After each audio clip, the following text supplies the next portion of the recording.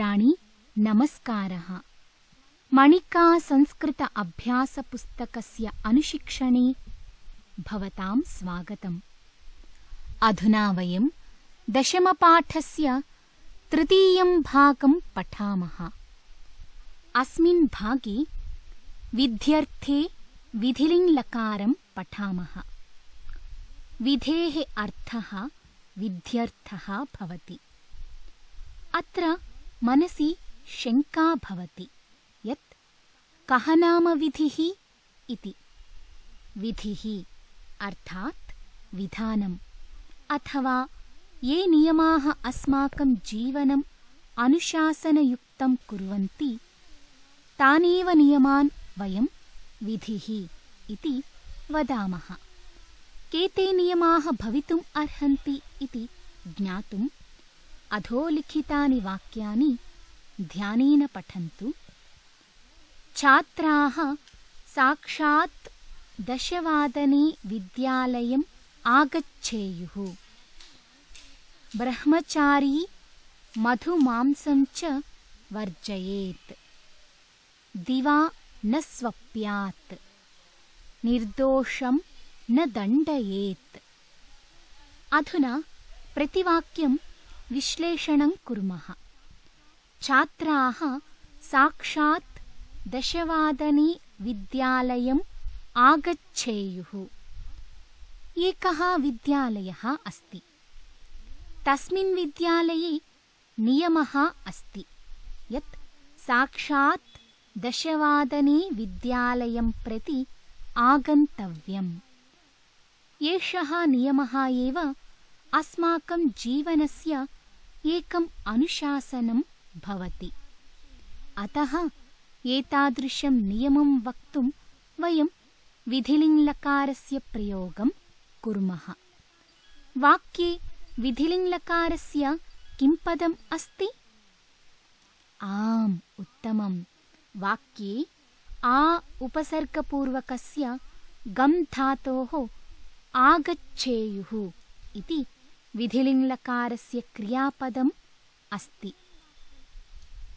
द्वितीयं वाक्यं पश्यन्तु। ब्रह्मचारी मधुमांसं च वर्जयेत्। ब्रह्मचारी अर्थात् विद्यार्थी।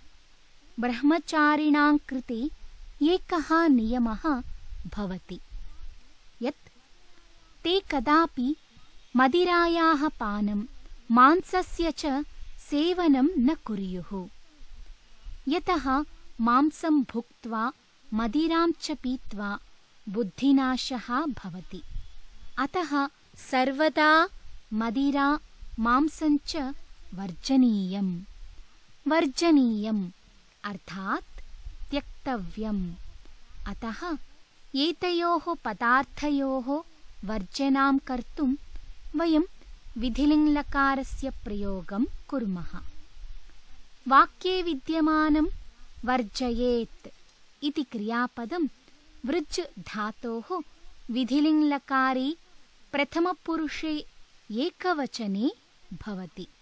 यदि एतस्य अनुशासनस्य पालनं ब्रह्मचारी करोति तर्हि अतीव झटिति विद्यानाम् अर्जनं कर्तुं सः समर्थः भवति।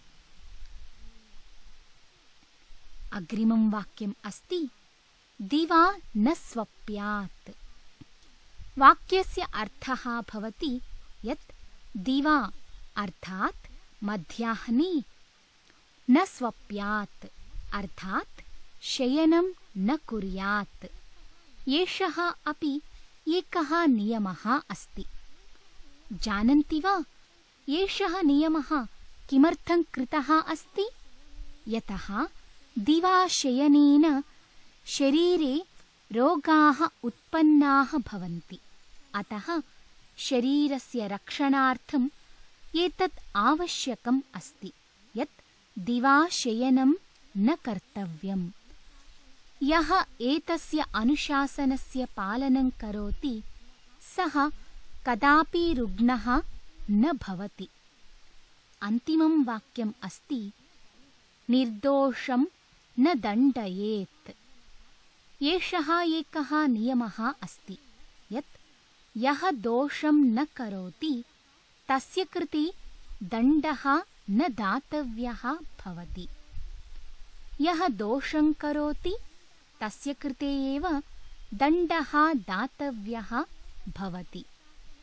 यदि एतस्य अनुशासनस्य पालनं कुर्मः तर्हि कस्यापि निर्दोषस्य कृते दण्डस्य प्राप्तिः न भवेत्। अत्र दण्डः न दातव्यः इति वक्तुं दण्डधातोः विधिलिङ्लकारस्य प्रयोगं कुर्मः। वाक्ये वयं पश्यामः यत् दण्डयेत् इति विधिलिङ्लकारस्य क्रियापदम् अस्ति। दण्डधातोः अन्यानि क्रियापदानि एवं प्रकारेण भवन्ति। दण्डयेत्, दण्डयेतां, दण्डयेयुः इति प्रथमपुरुषः। दण्डयेः, दण्डयेतं, दण्डयेता इति मध्यमपुरुषः। दण्डयेयं, दण्डयेव, दण्डयेम इति च उत्तमपुरुषः भवति। एवमेव अधोलिखितेषु वाक्येषु रिक्तस्थानानां पूर्तिं कुर्वन्तु। असत्यं न कश्चन नियमः अस्ति यत् असत्यं न वक्तव्यम्। अतः एतं नियमं सूचयितुं वद् धातोः विधिलिङ्लकारस्य क्रियापदस्य प्रयोगं कुर्मः। तदा वाक्यं भवति असत्यं न वदेत् इति। असत्यं न वदेत् इत्यपि जीवनस्य एकम् अनुशासनं भवति। अग्रिमं वाक्यं भवति द्यूतं न। चिन्तयन्तु यत् एतस्मिन् रिक्तस्थाने किं क्रियापदम् आगन्तुं शक्नोति? आम्, उत्तमं, क्रीड् इति धातोः विधिलिङ्लकारस्य क्रियापदं पूरयामः। द्यूतं न क्रीडेत् इति वाक्यं भवति। किमर्थम् अत्र क्रीड् धातोः प्रयोगः कृतः? आम्, सम्यक्, यतः द्यूतम् इति काचित् क्रीडा भवति। एतां क्रीडां धूर्ताः जनाः क्रीडन्ति। इयम् असमीचीना क्रीडा भवति। अतः नियमः कृतः यत् द्यूतं न क्रीडेत्। तृतीयं वाक्यं भवति गृहात् बहिः सरण्याम् अवकरं न। अस्मिन् वाक्ये कस्य नियमस्य विषये उक्तम् अस्ति? आम्, समीचीनम्। अत्र नियमः उक्तः अस्ति यत् सरण्याम् अवकरः न क्षेपणीयः। अतः रिक्तस्थाने वयं क्षिप् इति धातोः विधिलिङ्लकारस्य क्रियापदस्य प्रयोगं कुर्मः। तदा वाक्यं भवति गृहात् बहिः सरण्याम् अवकरं न क्षिपेत् इति। यदि एतत् अनुशासनं वयं सर्वे पालयामः तर्हि अस्माकं सरण्याम् अपि मालिन्यं न भविष्यति। अग्रिमं वाक्यं भवति विद्यालयं प्रति यथासमयम् आगन्तव्यम् इति कश्चन नियमः अस्ति। अतः आ उपसर्गपूर्वकस्य गम् धातोः विधिलिङ्लकारस्य प्रयोगं कुर्मः। विद्यालये यथासमयम् आगच्छेत् इति वाक्यं भवति। विद्यालयं प्रति समये आगन्तव्यम् इति एकम् अनुशासनं भवति।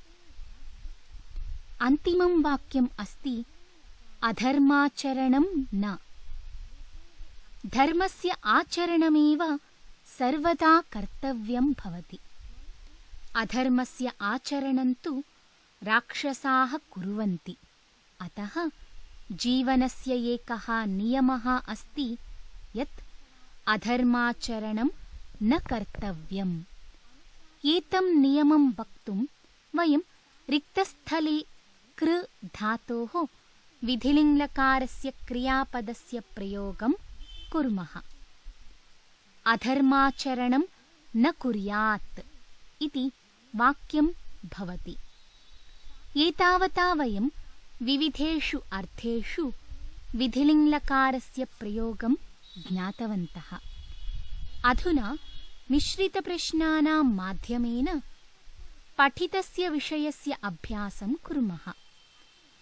अधुना वयं चाय इति उष्णपेयस्य निर्माणं कथं कर्तव्यम् इति पठामः।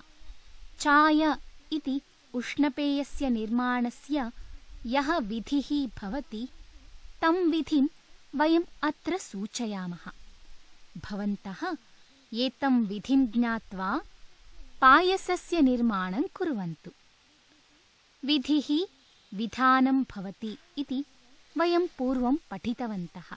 अत्रापि चायनिर्माणस्य विधानं वयं वदामः। चायनिर्माणस्य विधानम् अर्थात् चायनिर्माणस्य विधिः। यत्र च विध्यर्थः भवति तत्र वयं विधिलिङ्लकारस्य प्रयोगं कुर्मः इति पूर्वं पठितम्। अस्तु, अधुना क्रमशः चायनिर्माणस्य विधानं लिखामः। चायनिर्माणार्थं सर्वादौ प्रथमं क्षीरम् उष्णीकुर्यात्। चायनिर्माणार्थं क्षीरम् अपेक्षितं भवति खलु? आम्, सत्यम्। अतः आदौ क्षीरम् उष्णं कर्तव्यं भवति। क्षीरस्य उष्णीकरणम् एकः विधिः भवति। अतः उष्णीकुर्यात् इति विधिलिङ्लकारस्य प्रयोगं कुर्मः। किं भवतः कृते पायसनिर्माणार्थं क्षीरम् अपेक्षितं वा? सत्यम्, अपेक्षितम्। अतः पायसस्य निर्माणार्थम् अपि प्रथमतया क्षीरम् उष्णीकुर्यात्। उष्णीकुर्यात् इति उष्णी इति उपपदपूर्वकस्य कृ धातोः विधिलिङ्लकारस्य क्रियापदम् अस्ति। अग्रे चायनिर्माणार्थं किं कर्तव्यम् इति पश्यन्तु। ततः चषकमितं जलं चुल्लकस्य उपरि स्थापयेत्। चायनिर्माणार्थम् उष्णस्य जलस्य अपि आवश्यकता भवति। अतः चुल्लकस्य उपरि एकचषकपरिमितं जलं पात्रे स्थापनीयम्। जलस्य स्थापनम् अपि विधानम् अस्ति। अतः स्थाधातोः विधिलिङ्लकारस्य प्रयोगं कुर्मः। स्थापयेत् इति प्रथमपुरुषस्य एकवचनं भवति। अत्र तु पायसस्य निर्माणार्थं जलस्य आवश्यकता नास्ति। अतः क्षीरमेव चुल्लकस्य उपरि भवेत्। तदनन्तरं जलं सम्यक् क्वथयेत्। जलस्य सम्यक्तया क्वथनं कर्तव्यं भवति। क्वथनम् अपि एकः विधिः अस्ति। अतः क्वथयेत् इति क्वथ धातोः विधिलिङ्लकारस्य क्रियापदस्य प्रयोगं कुर्मः। पायसनिर्माणे तु जलं नास्ति। अतः क्षीरमेव क्वथयेत्।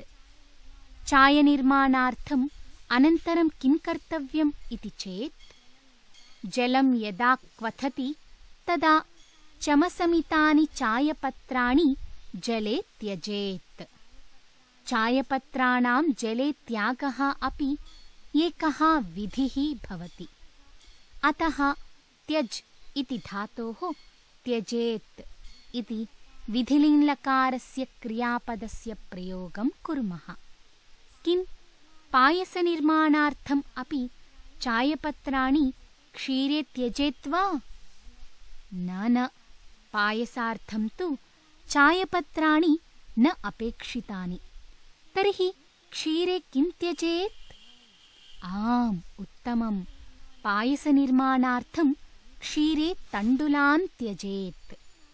अधुना चायनिर्माणस्य क्रमे अग्रे चमसमितां शर्कराम् अपि जलेन सह मिश्रयेत्।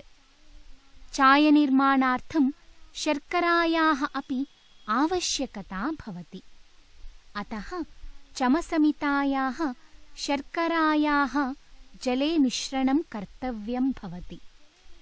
जले मिश्रणम् अपि एकं विधानं भवति।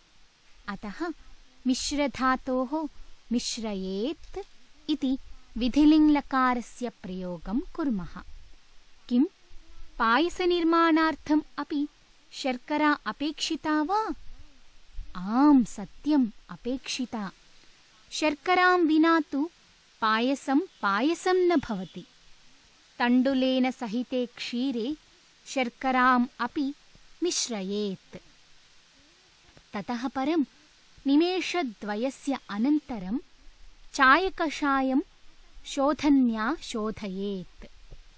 शोधन्या शोधनम् अपि एकः विधिः भवति। अतः शुद्धधातोः शोधयेत् इति विधिलिङ्लकारस्य क्रियापदस्य प्रयोगं कुर्मः। किं पायसनिर्माणार्थम् अपि किमपि शोधनं कर्तव्यं भवति वा? नैव, अत्र शोधनं न अपेक्षितम्। अत्र तु मन्दं मन्दं दर्व्यात् चालनं कुर्यात्। अग्रे किं कर्तव्यम् इति पश्यामः। शोधिते चायकषाये अर्धचषकमितम् उष्णं क्षीरं मिश्रयेत्। क्षीरस्य मिश्रणम् अपि एकं विधानं भवति।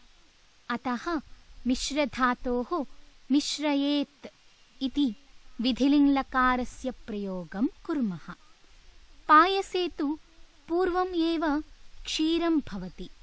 अतः पुनः क्षीरस्य मिश्रणस्य आवश्यकता नास्ति। तर्हि पायसे अन्यस्य कस्यापि पदार्थस्य मिश्रणं कर्तुं न शक्यते वा? अवश्यं कर्तुं शक्यते। पायसे शुष्कद्राक्षां, एलां, नारिकेलचूर्णम्, ईषद्गोघृतं च मिश्रयेत्। सर्वान्ते किं कर्तव्यम् इति चेत् सिद्धं चायम् अतिथये समर्पयेत्। कस्यचित् वस्तुनः अतिथये समर्पणम् अपि विधिः भवति। अतः सम् उपसर्गपूर्वकस्य ऋ धातोः विधिलिङ्लकारस्य समर्पयेत् इति क्रियापदस्य प्रयोगं कुर्मः। अस्माकं पायसम् अपि सिद्धम् अस्ति। अतः सिद्धं पायसम् अपि अतिथये समर्पयेत्। चायं तु स्वास्थ्यस्य कृते हानिप्रदं भवति। अतः अतिथये पायसमेव दद्यात्। अधोलिखिते श्लोके क्रियापदानि कानि कानि सन्ति, तानि च कस्मिन् लकारे सन्ति इति लिखन्तु। सद्भिरेव सहासीत, सद्भिः कुर्वीत संगतिं, सद्भिर्विवादं मैत्रीं च नासद्भिः किञ्चिदाचरेत्। आदौ श्लोकस्य प्रथमं पादं पश्यामः। सद्भिरेव सह आसीत। सद्भिः सह अर्थात् सज्जनैः सह, आसीत अर्थात् उपविशेत्। अस्मिन् श्लोके सर्वत्र उपदेशः अस्ति। अतः सर्वत्र विधिलिङ्लकारस्य प्रयोगः कृतः अस्ति। आसीत इति अपि विधिलिङ्लकारस्य क्रियापदम् अस्ति। आसीत इत्यत्र कः धातुः अस्ति? अत्र आस् इति धातुः अस्ति। परन्तु भवेत्, गच्छेत्, पठेत् इतिवत् आसीत इति नास्ति खलु? किम् आसीत् इति न भवितुम् अर्हति वा? न, तथा न भवति, यतः आस् इति धातुः आत्मनेपदे भवति। आत्मनेपदे विधिलिङ्लकारे रूपाणि एवं भवन्ति: आसीत, आसीयाताम्, आसीरन् इति प्रथमपुरुषः, आसीत्थाः, आसीयात्थाम्, आसीध्वम् इति मध्यमपुरुषः, आसीय, आसीवहि, आसीमहि इति च उत्तमपुरुषः भवति। श्लोकस्य अग्रिमः पादः अस्ति सद्भिः कुर्वीत सङ्गतिम्, अर्थात् सर्वदा सज्जनैः सह सङ्गतिः कर्तव्या। एतस्मिन् पादे कुर्वीत इति कृ धातोः विधिलिङ्लकारे भवति, परन्तु कृ धातोः विधिलिङ्लकारे तु कुर्यात् इति भवति खलु? सत्यं, तदपि भवति, किञ्च तत् कृ धातोः परस्मैपदे भवति। कुर्वीत इति तु आत्मनेपदे भवति, तर्हि कृ धातुः परस्मैपदे अपि भवति, आत्मनेपदे अपि भवति इति खलु? आम्, सत्यं, कृ धातुः उभयपदी भवति। कृ धातोः अन्यानि क्रियापदानि अपि पश्यन्तु: कुर्वीत, कुर्वीयाताम्, कुर्वीरन् इति प्रथमपुरुषः, कुर्वीथाः, कुर्वीयाथाम्, कुर्वीध्वम् इति मध्यमपुरुषः, कुर्वीय, कुर्वीवहि, कुर्वीमहि इति च उत्तमपुरुषः भवति। तथैव श्लोकस्य द्वितीयां पङ्क्तिं पश्यन्तु: सद्भिर्विवादं मैत्रीं च नासद्भिः किञ्चिदाचरेत्।